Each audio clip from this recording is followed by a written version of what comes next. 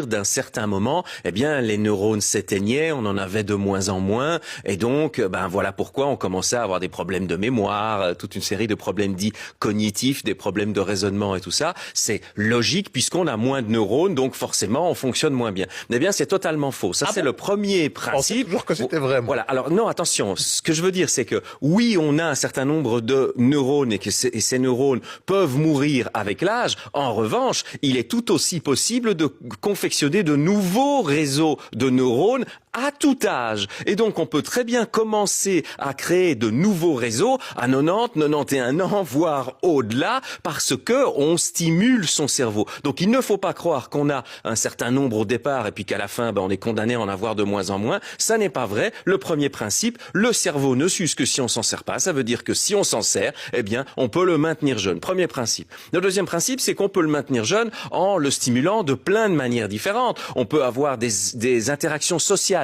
C'est très important d'avoir des interactions sociales. Il est très important de faire, on va dire, du sport cérébral, des mots croisés ou autre. Mais pas que ça. On peut apprendre un nouveau langage, par exemple. On peut apprendre à jouer au Rubik's Cube et autres. Mais attention, on oublie souvent, et c'est ça le deuxième principe, l'activité physique. Quand on fait une activité physique, on stimule énormément la fabrication de nouveaux réseaux neuronaux. Donc ça, c'est le deuxième principe. Attention, ne surtout pas négliger l'activité physique, elle est primordial. Et puis le troisième principe, il est très simple, il est de se poser la question à partir du moment où on sait que c'est l'activité physique, pas forcément le sport de haut niveau bien sûr, mais que l'activité physique permet de stimuler le cerveau, quel type d'activités physiques sont-elles les plus favorables par rapport à cet événement-là ?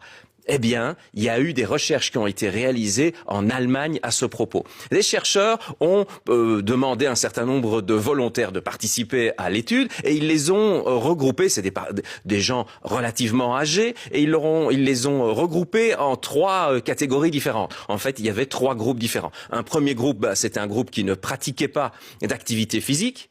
Le deuxième groupe était un groupe à qui on demandait de pratiquer des activités physiques qui les rendaient de plus en plus experts dans une certaine discipline. Par exemple, la marche nordique ou